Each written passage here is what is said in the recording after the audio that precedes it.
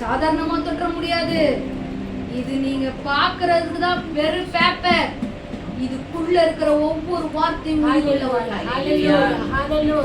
உள்ள வார்த்தைகள் அத்தனைக்கும் உயிர் இருக்கு. அத்தனையும் பேசும், அத்தனையும் பேசும். சாதாரணமானது கிடையாது. நம்ம எடுத்துக்கிட்டோம்னா தான் இது ஏதோ ஒரு வார்த்தை. கர்த்தருடைய ஆசீர்வதிக்க நின்று சொன்னார்னா அது அப்படியே நடக்கும். அவர் போய் சொல்ல மனுஷர் அல்ல, மன்னிப்புத்தரமும் அல்ல. அவர் சொல்லியும் செய்யாது இருப்பாரோ, அவர் வசனத்தை நிறைவேற்றாது இருப்பாரோ. ஒரு மனுஷனா இல்ல, அவர் வானத்தையும் பூமியும் உண்டாக்கின கர்த்தர். அவரிடத்துல எவ்வளவு வேணும் பொய் இல்லையே. ஹல்லேலூயா, ஹல்லேலூயா. இந்த உடன்படிக்கை பெட்டிய சாதாரணமா நம்ம தொடக்கூடாது. இந்த உடன்படிக்கை பெட்டிய சாதாரணம் நிறைய பேர் இப்ப நம்ம சொல்லிட்டு போயிடுறோம். என்னன்னு கர்த்தரை தேடி என்ன பிரயோஜனம் சொல்லிட்டு போயிடுறோம். சொல்லாதீங்க. வார்த்தை சாதாரணமானது இல்ல, அசாதாரணமான காரியத்தை கர்த்தர் செஞ்சிடுவார். ஹல்லேலூயா. குப்பையில இருக்கிற ஒரு மனுஷனுக்கு கூட தேவன் ஒருவராலே முடியும். ஜீவனுள்ள தேவன். ஹல்லேலூயா, ஹல்லேலூயா. தேவனால செய்ய முடியாத ஒரு காரியம் கிடையாது. ஹல்லேலூயா. இல்லன்னு சொல்லி வருகிற ஒருவரையும் புறம்பே தள்ளாதவரே. ஆமென். ஹல்லேலூயா, ஹல்லேலூயா. இன்னைக்கு கோயிலுக்கு கருவறைக்குள்ள யாருங்க போக முடியும்? ஐயர் மட்டும் தான் போக முடியும். மதன இன்னைக்கு அத்தனை பேர் வந்து உட்கார்ந்து இன்னைக்கு தேவன் இதற்குள்ள நிற்கிறார். ஆமென். ஹல்லேலூயா, ஹல்லேலூயா. இத்தனை சாபியமாய் கொண்ட ஜனம் வேற யாரு? ஆமென். எவ்வளவு பாக்கியம் உள்ளவங்க நம்ம. இன்னைக்கு இந்த வேதத்தை நம்ம சுமக்குறோம். நம்ம இதை நம்ம என்ன பண்ண கூடாது, தப்பா யூஸ் பண்ணிடவே கூடாது. கர்த்தர் செய்யலன்னு சொல்லிடவே கூடாது. கர்த்தர் செய்யலன்னு சொல்லிடவே கூடாது. இந்த வார்த்தை வறுமையான வார்த்தை ஒருவரால் இன்னவரையுமே இந்த வேதம் பொய்யானதுன்னு சொல்ல முடியாத, நிரூபிக்க முடியாத அளவுக்கு அற்புதமான மகத்தான காரியத்தை இன்னும் செஞ்சுக்கிட்டு வருது. இன்னைக்கு சொன்னது ஒண்ணுமே பிசக்காம நடந்துகிட்டு இருக்குது. இந்த வேதம் பொய்யானது அல்ல, அல்ல. இன்னைக்கு இந்த வேதத்தின் வழியா எத்தனையோ பேர் வேற எல்லா எதையும் கண்டுபிடிச்சிருக்காங்க. இந்த வேதத்துல இருந்து தான் கண்டுபிடிச்சிருக்காங்க. பொய்யானதே கிடையாது. இந்த வேதம் உங்களுடைய வாழ்க்கையை மாற்றும். ஹல்லேலூயா. இந்த வார்த்தை உங்க வாழ்க்கையை மாற்றுங்க, வாழ்க்கையை மாற்றும். இன்னைக்கு நம்ம அப்படியே வெறுமையா இருக்கிறோம் பாருங்க, ஒரே இடத்துல இருக்கோம். ஏன் அப்படின்னு கேட்டா வேதத்தை சரியான நம்ம எடுத்து கையாளல. வேதத்தை நம்ம என்ன பண்ணல, சரியா எடுத்து கையாளல. இது உயிர் உள்ள வார்த்தை. இதுக்கு நீங்க சொல்லும் பொழுதுதான் உயிர் வரும். நான் சொல்றேன் நல்லா கேளுங்க. இந்த வேதத்தை எடுத்துட்டு, இந்த பைபிளை எடுத்து நீங்க 100 நாள் நீங்க வெறுமையா அப்படி வச்சிருந்தீங்கன்னா அது வெறுமையா தான் இருக்கும். ஆனா இதுக்குள்ள இருக்கிற வார்த்தை இருக்கு. ஹல்லேலூயா. இது வெறும் பேப்பர் தான். இது வெறும் பேப்பர் தான். இதுக்கு எப்ப வேல்யூ வருது அப்படின்னா, இதுக்கு எப்ப உயிர் வருது அப்படின்னா, இந்த வார்த்தையை உங்களுக்குள்ள இருந்து சொல்லும் பொழுதுதான் உயிர் வருது. எப்ப வருது? இது வெறும் பேப்பர் தான். நான் சொல்றது நல்லா கேளுங்க. இது வெறும் பேப்பர் தான். இது வெறும் பேப்பர் தான். இது வெறுமையான வார்த்தை தான். இது என்னைக்கு உங்களுக்குள்ள போய் சொல்றீங்களோ அன்னைக்குதான் இந்த வார்த்தைக்கு உயிர். உண்மையாலுமே இந்த உலகம் கொடுக்க கூடாத ஒரு சமாதானம் நான் பெற்றுக்கணும் அப்படின்னா, இந்த வேதத்துல இருக்கிறத நான் வாயை திறந்து அறிக்கை பண்ணும் பொழுதே இதுக்கு உயிர் வரும். ஹல்லேலூயா. இதுக்கு உயிர் வரும். நான் நல்லா இருக்கணும் அப்படின்னா பாருங்க, பணக்காரனா ஆகணும்னு கேட்டா அம்பானிகிட்ட போய் கேட்டீங்கன்னா 1008 வழி சொல்லுவாங்க. பணக்காரனா ஆகணும்னா அம்பானி கிட்ட கேட்டீங்கன்னா 1008 வழி சொல்லிட்டு போவார். சொல்லுவாங்களா, சொல்ல மாட்டாங்களா? ஏன்னா ஒரு பணக்காரர் ஆயிருக்கிறாரு. ஆமா தானே? அவர் ஜோம் பண்ணியா பணக்காரர் ஆனாரு? சொல்லுங்க. முட்டி போட்டா பணக்காரர் ஆனாரு? சோத்திரம் பண்ணியா பணக்காரர் ஆனாரு? அப்ப எதனால அவர் பணக்காரர் ஆனாரு? அவர்கிட்ட போய் கேட்டீங்கன்னா அவர் நான் இந்த சாமி கும்பிட்டு அந்த சாமி கும்பிட்டு அதனால பணக்காரர் ஆனான்னு சொல்ல. கர்த்தர் இடத்துல நீங்க வருகிறது பணக்காரர் ஆகணுன்றதுக்கோசரம் கிடையாது. இங்க பாருங்க, அவனுக்கு என்ன வேணும்ன்றது அவன் கவலைப்படுவானா? யோசேப்புக்கு என்ன வேணும்ன்றத நினைச்சு அவன் கவலைப்படுவானா? இந்த டைமுக்கு பசி எடுக்கணும்னு சொல்லிட்டு பெத்தவங்களுக்கு தெரியாதா? தெரியுமா தெரியாது? தெரியும். பிள்ளைய யார் வளர்க்குறாங்களோ அவங்களுக்கு தெரியும். ஆயா வளர்த்தாங்கன்னா ஆயாவுக்கு தெரியும், தாத்தா வளர்த்தாங்கன்னா தாத்தாவுக்கு தெரியும் பிள்ளைக்கு என்ன வேணும். உங்களை பெற்றெடுத்த உங்க அப்பா அம்மாவுக்கு என்ன வேணும்னு சொல்லிட்டு தெரியுதுன்னா, வானத்தையும் பூமியும் உண்டாக்கிற சாதாரணமானவர் உங்களை தேர்ந்தெடுக்கலங்க. சாதாரணமானவர் உங்களை தேர்ந்தெடுக்கல. வானம் அவருக்கு சிங்காசனமா, பூமி அவருக்கு பாதபடியா. அப்பேற்பட்ட மேன்மையான தெய்வம் உங்களை தெரிந்தெடுத்து உங்களை செலக்ஷன் பண்ணி எடுத்திருக்கிறாங்க. இந்த தெருவுல பாருங்க எத்தனை பேருக்கு இல்லாத சாக்கியம் உங்களுக்கு கிடைச்சு. ஆமென். உயிர் உள்ள தெய்வத்தை வணங்குற ஒரு பெரிய பெரிய பாக்கியம் உங்களுக்கு கிடைச்சு. எத்தனை பேர் தெரிஞ்சிருக்க முடியும்? அவன் வசதியா வாழ்ந்துட்டு இருக்கிறாரு, நேரத்துக்கு ஒரு ட்ரெஸ்ஸும் சமயத்துக்கு ஒரு கார்லயும் போற. அவருக்கு தெரியாதுங்க உண்மையான கடவுள் யாருன்னு. அவர்கிட்ட போய் கேட்டீங்கன்னா அவருக்கு அடுத்த கடவுள் பேசுறாரு கேட்ட தெரியாது. அவரு போய் வேற யார்கிட்டயா நிப்பாரு, இந்த ஜாதகத்தை வச்சு ஏதாவது ஒண்ணு சொல்லுங்க அப்படின்னா அவர் போய் நிப்பாரு. ஆனா இன்னைக்கு நீங்க அன்னொரு அப்பா நீங்க எவ்வளவு ஒரு வார்த்தை பேசணுமா அப்படின்னா உங்க கூட கருத்து பேசிட்டு போவார். எதுல இருந்து பேசுவார்? எதிர் வழியா பேசுவார். இப்ப சொல்லுங்க, இது போதுங்க உங்களுக்கு. இது போதும். இது ஆற்றும் தேற்றும் அரவணைக்கும். நீங்க கண்ணீர் சிந்தும் பொழுது என் பிரியமே, என் ரூபவதியே, என் சியோன் குமாரத்தியே, ஏன் நீ கலங்குற? நீ கண்ணீர் நீங்க எடுத்து வாசித்து பாருங்க. எஸ்ஐயா 49வது அதிகாரத்தை எடுத்து வாசித்து பாருங்க. இந்த வார்த்தைக்கு நான் அடுத்த சொல்றேன். எஸ்ஐயா 49:14.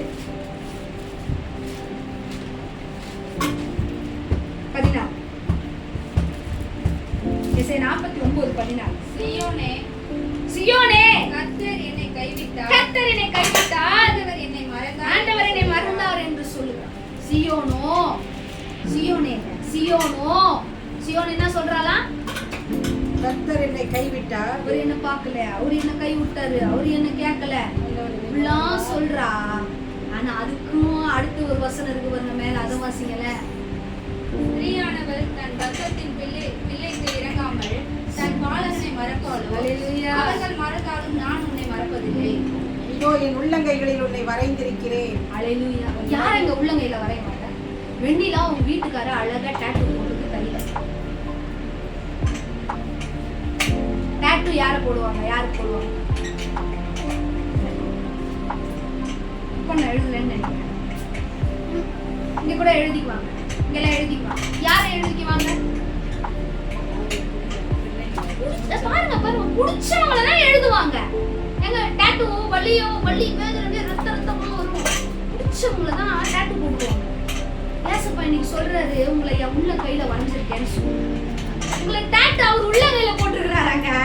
அல்லேலூயா, அல்லேலூயா. அப்படிங்க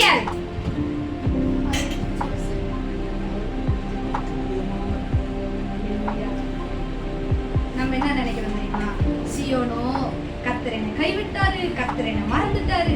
இதெல்லாம் வேதத்தின் ரகசியம். இதை நீங்க எடுத்து பசங்க உண்மையாலுமே சொல்றேன்.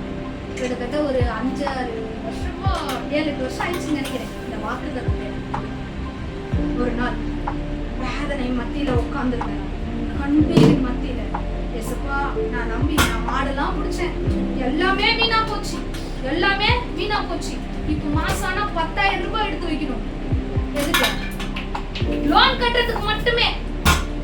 10ஆம் தேதி 6ஆம் தேதி ஆனா லோன் கட்டுறதுக்கு மட்டுமே நான் 10,000 எடுத்து வைக்கணுமே. நான் என்ன பண்ணுவேன்னு தெரியல. எசப்பா, எங்க வீட்டுக்காரர் என்ன வேலை செஞ்சுக்கிட்டு இருந்தாருன்னா, இந்த வீட்டுக்கு சுண்ணாம்பு அடிக்கிற வேலை தான் செஞ்சுக்கிட்டு இருந்தாரு. அன்னைக்கு இந்த டைம் தான் நான் உட்காந்து 7 மணி சாயந்தரம் பால் கால் வரதுக்கு முன்னாடி மழை பெஞ்சுக்கிட்டு இருக்குது. நான் உட்காந்து அழுகுறேன். என் பைபிள் படிச்சுக்கிட்டு இருக்கேன் நிறைய. அப்பா, நான் இந்த பைபிளை எடுத்து அப்படியே வச்சுட்டேன், கட்டில் மேல வச்சுட்டேன். கட்டில் மேல வச்சுட்டு சேர் மேல சாஞ்சு அழுகுறேன். அழுகுறே எனக்கு தெரியாதுப்பா, நிறைய வாக்குதத்தெல்லாம் சும்மா சும்மா சும்மா சொல்லிக்கிட்டே தான் இருக்கிறீங்க.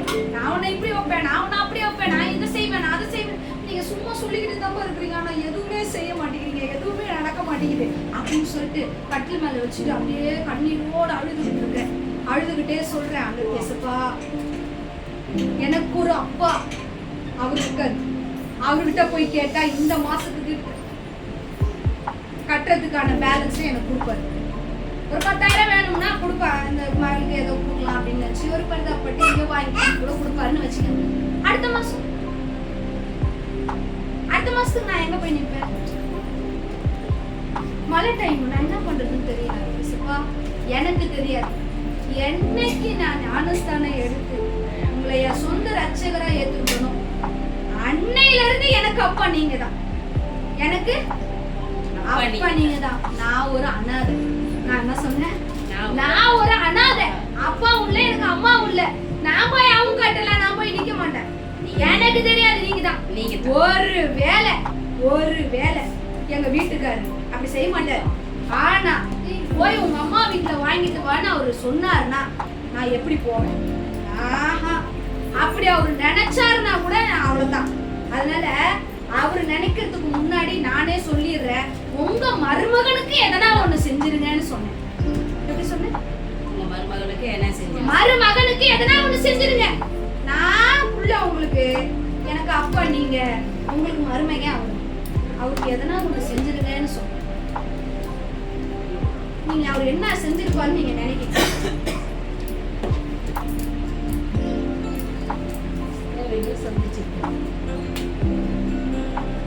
தேவைகளை சந்திச்சிருப்பாரு. நீங்க சொல்லுங்க, என்ன செஞ்சிருப்பாரு நீங்க நினைக்கிறீங்க?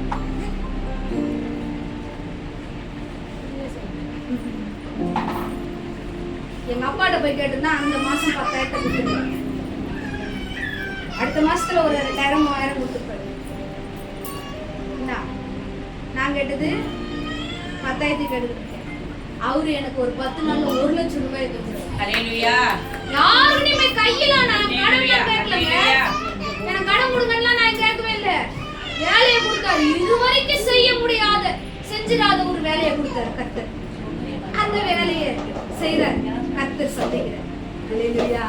நான் சொன்னேன், என்ன சொன்னேன்? உங்க மருமகனுக்கு நீங்க செய்யுங்கன்னு சொன்னேன். இன்னைக்கு ஒரு கம்பெனில வேலை கொடுத்துருந்தாரு பாருங்க, பெயிண்ட் அடிக்கிறதா. ஆனா அதுலயே டிஃபரெண்டான ஒரு பெயிண்ட். ஹல்லேலூயா. 2-3 பேர்த்த வேலைக்கு வச்சு செய்யற அளவுக்கு கர்த்தர் வச்சார். எதுக்கு? இன்னைக்கு வேலை இல்லைன்னு அந்த கம்பெனில இருக்கும்போது நான் சொல்லுவேன், சும்மாலாம் கொடுக்கல, எனக்கு சீதனமா கொடுத்தது உங்களுக்கு அந்த வேலை. எப்படி சீதனமா கொடுத்தது? எனக்கு சீதனமா உங்களுக்கு கொடுத்தது எங்க அப்பா கொடுத்தாரு. அப்பா கொடுத்தது. அதுல ஒரு வெறுமைன்னு சொல்லி ஒரு நாள் உங்களை விடவே மாட்டாருன்னு தான் சொல்லிருக்கேன். ஹல்லேலூயா. ஹல்லேலூயா. அப்படிதான் எப்பயுமே வேலை இல்ல, அந்த இடத்துல கம்பெனி இல்ல, எதுனா ஒண்ணு வரனாரு கூட நான் அப்படிதான் சொல்லுவேன், எப்பா நான் வந்து எப்படி கேட்டு வாங்கினேன், நீங்க எப்படி எனக்கு கொடுத்தீங்க, அதெல்லாம் எனக்கு தெரியும். அதனால அதுல இவரு தாழ்ச்சி வருதுன்னு இவருல சொல்ற நேரம் நான் கவலைப்பட மாட்டேன். அது எங்க அப்பா சீதனமா. ஹல்லேலூயா. ஏன் இதை நான் சொல்ல வரேன் அப்படின்னா, சீயோன் குமாரத்தியோ கர்த்தர் என்னை மறந்தார், என்னை கைவிட்டார் அப்படிலாம் சொல்லி அழுவுறா. ஆனா நான் உன்னை என் உள்ள கையில நான் உள்ள கையில நான் வரைஞ்சு வச்சிருக்கேம்மா. உன்னை நான் வரைஞ்சு வச்சிருக்கிறேன். உன்னைதான் எனக்கு ரொம்ப பிடிக்கும். உன்னைதான் எனக்கு ரொம்ப ரொம்ப பிடிக்கும். அப்ப அவர் என்ன பாக்குறாருன்னு கேட்டா, நீங்க உங்களுடைய நேசம் எவ்வளவா இருக்கிறது. அவர் எதை பாக்குறாரு? உங்களுடைய நேசம் எவ்வளவா இருக்குது. நான் என்ன சொன்னேன் இன்னைக்கு? நான் போய் எங்க அம்மாட்ட போய் நின்று இருந்தேனா, எங்க அப்பாட்ட போய் நின்று இருந்தேனா, என் தம்பிகிட்ட போய் நின்று இருந்தேனா, என் தங்கச்சிட்ட வந்து நின்று இருந்தேனா, அவங்களால முடிஞ்ச அளவு தான். நான் என்ன சொல்ற வரேன்னா, மனுஷனுடைய கை எவ்வளவு பெருசு? மனுஷனுடைய கை எவ்வளவு பெருசு சொல்லு? இவ்வளவுதான். அவனுடைய இறுதி ஏதோ அவங்கவுங்க கை அவ்வளவு பெருசு, அவங்கவுங்க கை அவ்வளவு பெருசுக்கு இருக்குது. எவ்வளவுதான் அவங்க கை அவ்வளவு பெருசு இருக்குது. மனுஷனுடைய கை அவ்வளவு பெருசு தான். அவங்கிட்ட போய் நீங்க உதவி கேட்டீங்கன்னா அவன் கைக்கு சேர்ந்த மாதிரி தான் அவன் செய்வான். அவரு எவ்வளவு பெரிய கை வச்சிருக்காரு, அவரு எவ்வளவு பெரிய கை வச்சிருக்காரு. அவரு வானமும் அவரு சிங்காசனமும் பூமி ஒரு பாதப்படியா. அப்போ பாதமே இவ்வளவு நீட்டுக்கு இருக்குதுன்னா வானத்தை அளந்துருக்குன்னா இன்னும் ஒன்னும் பிறக்கல. இன்னும் வானம் எவ்வளவு பெருசு இருக்குன்னு தெரியாது. அந்த அளவு ஒரு காலே இருக்குதுன்னா அவர் கை இவ்வளவு பெருசு. கொஞ்சம் கற்பனைக்கு அப்படி கற்பனை பண்ணுங்க.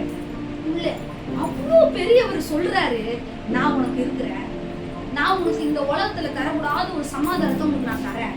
நான் உன்னை ஏந்துவேன், நான் உன்னை சுமப்பேன், நான் உன்னை தப்பு வைப்பேன், நான் உன்னை விடுவிப்பேன், நான் உன்னை காப்பாற்றுவேன், நான் உனக்கு நீர் பாய்ச்சுவேன், நான் உன்னை நல்ல தோட்டத்துல கொண்டு போய் நான் உன்னை மேய்ப்பேன் அப்படின்லாம் இவ்வளவு சொல்றேன். நான் உன் மேய்ப்பேன், நான் உன் தகப்பேன், நான் உன் சகோதரன், நான் உன் மூத்த சகோதரன்னு சொல்லி எசேக்கியேல் எழுதி நான் அதை சொல்லிட்டாங்க. ஏசப்பட்ட சொல்லுவேன் என்னன்னு தெரியுமா, எனக்கு ஒரு அண்ணன் இல்லைன்னு நான் கவலைப்பட மாட்டேன். ஏன்னா எனக்கு அண்ணன் இருக்கு. யாரு? அவர்தான் அண்ணன். எனக்கு தேவையான நேரத்துல அவர் அண்ணனா வந்து நிற்கிறார். எனக்கு தேவையான நேரத்துல அவர் அப்பாவா வந்து நிப்பாரு, எனக்கு அழுவ ஒரு நேரத்துல எங்க அம்மாவா வந்து நிப்பாரு, எல்லாமா வந்து நிப்பாரு. யார் வரலன்னு நான் கவலைப்படவே மாட்டேன். இவங்க வரல, அவங்க வரல, இவங்க போகல, அவங்க கவலையே இல்லை. யாருதான் வரீங்களா வாங்க, நான் நல்லா பேசுவேன். ஆனா யார் என்னை விட்டு போறாங்க, யார் என்னை விட்டு என்னை விடுதலை கவலைப்பட, ஏன்னா எனக்கு எங்க அப்பா இருக்கு. எத்தனை பேர் என்னை விட்டு போனாலும் சரி, கர்த்தர் என்னோடு கூட இருக்கிறார்.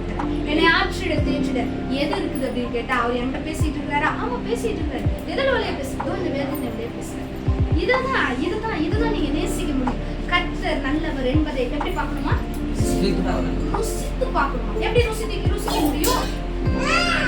எப்படி ருசிக்க முடியும்? நம்ம இப்ப இந்த வேதத்தை படிக்க தான் நம்ம ருசிக்க முடியும் அவர் இன்னார் என்பதை. நான் நல்லா சொல்றேன் பாருங்க, எந்த மனுஷனிடத்துலயும் நீங்க கர்த்தரை நோக்கி பார்த்துட்டீங்கன்னா எந்த மனுஷனிடத்துலயும் எப்படி போய் நிக்க வைக்க வரும். இந்த வேதத்தை நேசிக்கிறவர்களா நீங்க மாறிட்டீங்க அப்படின்னா, உங்களை இப்படி யார் இடத்துலயும் நீங்க இப்படி கைய தூக்கிட்டீங்கன்னா, ஒரு 4 செவத்துக்குள்ள இப்படி கைய தூக்கிட்டீங்கன்னா, உங்களை யார் இடத்துலயும் இப்படி கையேந்த விடவே மாட்டாங்க. இது உயிருள்ள வார்த்தை. நான் ருசிச்சிருக்கேன், நான் பல முறை ருசிச்சிருக்கேன். தேவன் நல்லவர் என்பதை ருசித்து பாருங்க. நீங்க கர்த்தர் இடத்துல இப்படி நிக்கணும், ஒவ்வொரு நாளும் நிக்கணும், இந்த வேதத்தை வாசிக்கணும். எனக்கானது பேசுங்கப்பா. இதுல அவ்வளவு வார்த்தை இருக்குதுங்க. உங்க வாழ்க்கையே இதுக்குள்ள வச்சிருக்கிறாங்க. இதுல எழுதிருக்கு, தாவீது சொல்லுவார், என்னை குறித்து எழுதி இருக்கிறது. இதுல எழுதி யாரை குறித்து எழுதி இருக்கு? என்னை பத்தி எழுதி இருக்கு. நான் ஒரு நாள் கேட்கிறேன், பாப்பா இதுல என்னை பத்தி எழுதி இருக்கு தானே, இதுல நான் என்னை பத்தி எந்த பேஜ்ல எழுதி இருக்கு காட்டுங்க ஏசப்பா. என்னை பத்தி காட்டுனாரு, நம்ப மாட்டீங்க, காட்டுறாரு.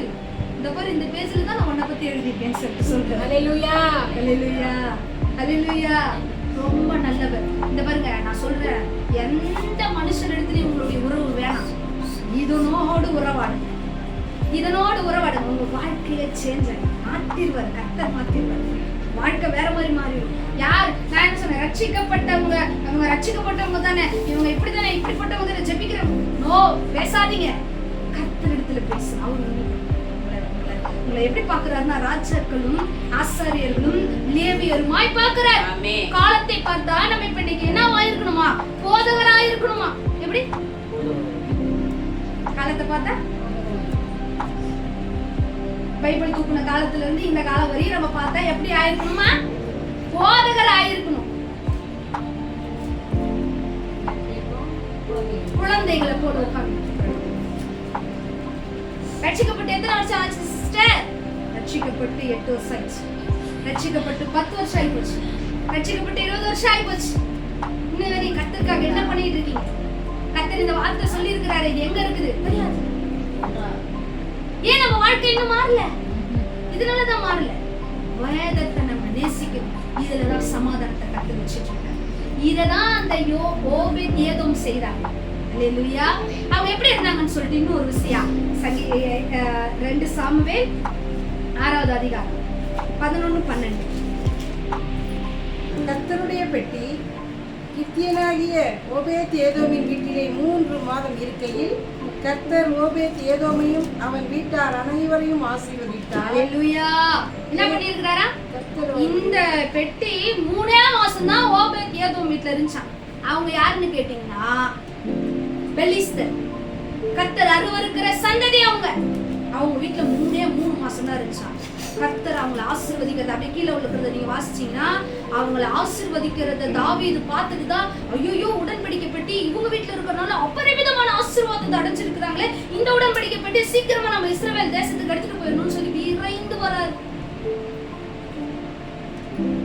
இப்ப நான் கேட்கிற கேள்வி, இந்த பைபிள் எத்தனை வருஷமா உங்க வீட்டுல இருக்கு? இந்த பைபிள் எத்தனை வருஷமா உங்க வீட்டுல இருக்கு? ஓபேத் ஏதோம் வீட்டுல வெறும் 3 மாசம் தான் இருந்துச்சு. உடன்படிக்கை பெட்டி 3 மாசம் ஊரே பாக்குற அளவுக்கு ஆசீர்வாதம். இந்த பைபிள் எத்தனை வருஷமா நம்ம வீட்டுல இருக்கு? ஏன் இன்னும் நம்ம இப்படியே இருக்கோம்? நான் உங்களை சொல்ல விரும்பல. நீங்க உங்களை ஆராய்ந்து பாருங்க. ஹல்லேலூயா. நான் நேசிக்கிறேன் அப்படின்னா நான் வாழணும். இதுதான் என் வாழ்க்கை. இப்படி நடக்காத அப்படின்னா அப்படி நடக்க கூடாது. இத பேசாத நான் பேசக்கூடாது. பாருங்க, உசியா வந்து அந்த இஸ்ரவேல் ஜனத்தினுடைய ஒரு ஆள் தான், வேற ஆள்லாம் யாரும் கிடையாது. நல்லா கேளுங்க, உசியா வந்து அந்த இஸ்ரவேல் ஜனத்தினுடைய ஒரு ஆள் தான். அவன் போய் உடன்படிக்கை பெட்டியை தொட்டதுக்கு அஷ்டர்.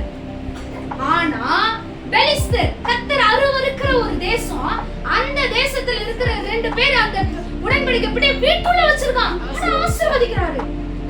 அப்ப அவன் எவ்வளவு பயபக்தியா அந்த உடன்படிக்கை பெட்டியை சேவிச்சிருப்பான் பாருங்க.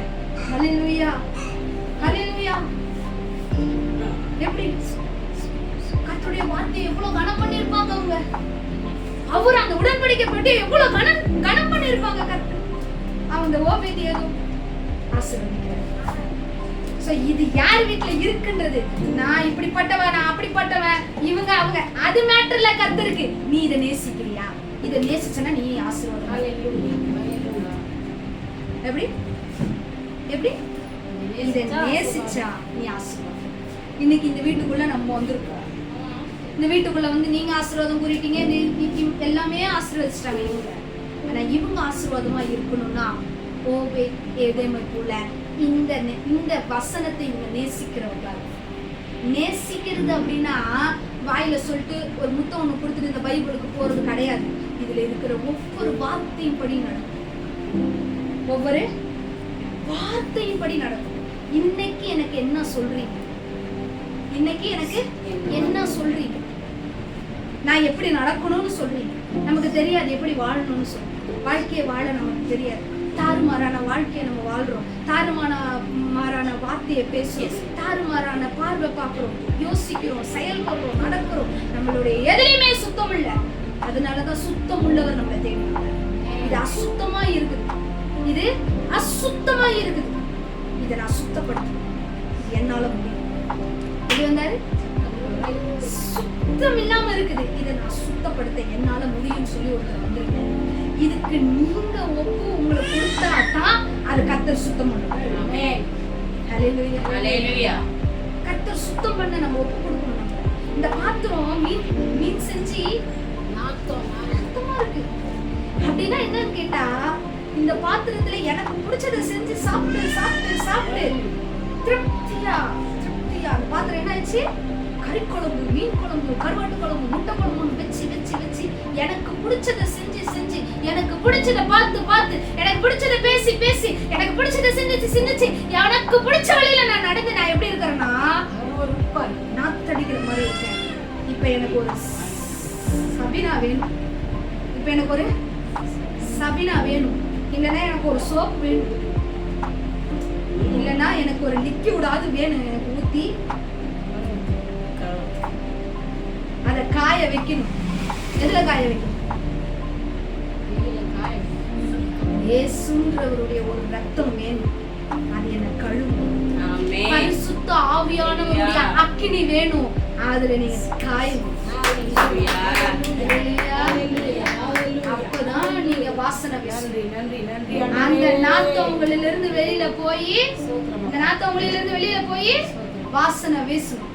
ஹல்லேலூயா, ஹல்லேலூயா. அவர் உங்களுக்குன்னு எடுத்துட்டு, அவருக்குன்னு உங்களை எடுத்திருக்கிறார். நீங்க வேல்யூவானவங்க. உங்களுடைய வேல்யூ என்ன நீங்களே தெரியல, உங்களுக்கு தெரியல. நீங்க வேல்யூவான ஒரு பர்சன்.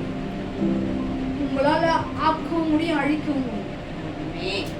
என்ன பண்ண முடியும்? ஆக்கவும் முடியும், அழிக்கவும் முடியும். ஸ்திரீ தான் இந்த வீட்டை கட்டுகிறவர். நல்லா கேளுங்க. ஸ்திரீக்கு ஒரு துணை வேணும்னு சொல்லி புருஷனை படைத்தாரா? புருஷனுக்கு ஒரு துணையை வேணும்னு சொல்லி ஸ்திரீயை படைச்சார்.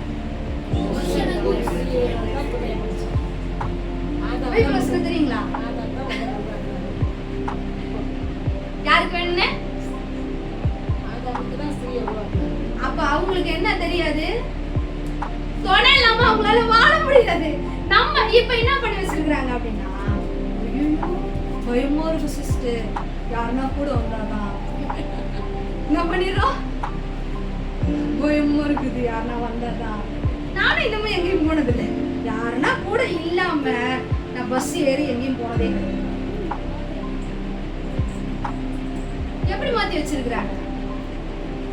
எப்படி மாத்தி வச்சிருக்கிறாங்க? ஆனா உங்களால தான் என்ன பண்ண முடியும்?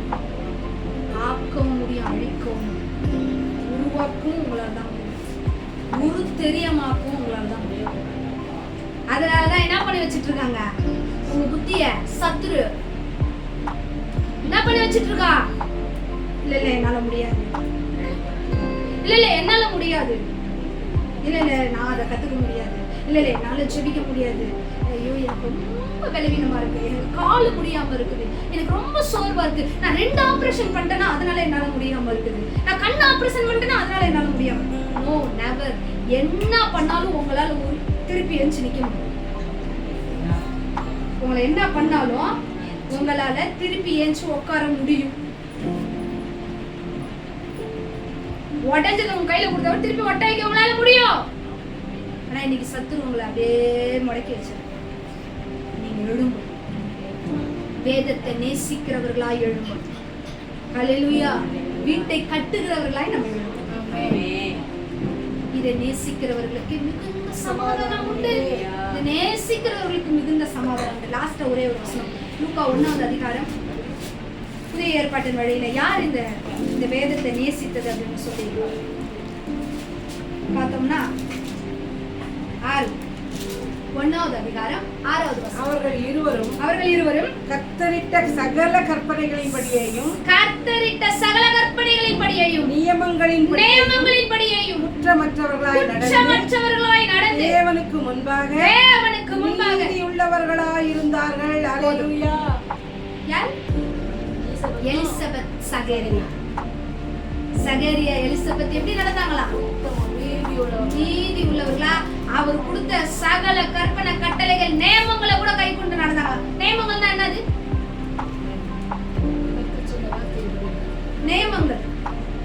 நியமங்கள்னா இதுல எழுதி இருக்கு, அதாவது செதில் உள்ள மீனை தான் சாப்பிடணும்னு எழுதி இருக்கு. இதுல எழுதி இருக்கு என்னென்ன சாப்பிடணும் கூட இதுல எழுதி இருக்கு, எதாவது சாப்பிடக்கூடாதுன்னு எழுதி இருக்கு. இத கூட கடைபிடிச்சு நடந்திருக்காங்களா இவங்க 2 பேரும். கர்த்தருக்கு முன்பாக வழியை ஆயத்தம் படுத்துகிற ஒரு குமாரனை இவர்கள் பெற்றெடுத்தாங்க. இந்த பைபிள்ல இவங்க இடம் பிடிச்சிருக்கிறாங்க. எப்பேற்பட்ட ஒரு இடம் பாத்தீங்களா? எப்பேற்பட்ட ஒரு இடம் பாத்தீங்களா? ஏன் அப்படின்னு கேட்டீங்கன்னா இதுல இருக்கிற அத்தனை நியமங்களை கூட கை கொண்டு சகல கற்பனை கட்டளைகளை விட நியமங்களை கை கொண்டு நடந்திருக்காங்க. அது ரொம்ப விஷயம், பெரிய விஷயம். ஏன்னா விரிகுலம் இருக்கிறது கூட சாப்பிடணும், விரிகுலம் இருக்கிறது சாப்பிடணும், விரிகுலம் இல்லாத சாப்பிடக்கூடாது, கடல் இருக்கிற உயிர்ல இதுதான் சாப்பிடணும், ஊரின் பிராணிகள்ல இதை சாப்பிடணும், அது சாப்பிடணும், அப்படி நிறைய நியமங்கள் கொடுத்துருக்குறாரு. இப்படி உள்ளவங்களை பார்க்க கூடாது, இப்படி இருக்கவங்க, அதெல்லாம் நிறைய. அதை கூட இவங்க 2 பேரும் என்ன பண்ணிருக்காங்களா? கடைபிடிச்சு நடந்திருக்கிறாங்க. கர்த்தர் ஆசீர்வதிச்சார்.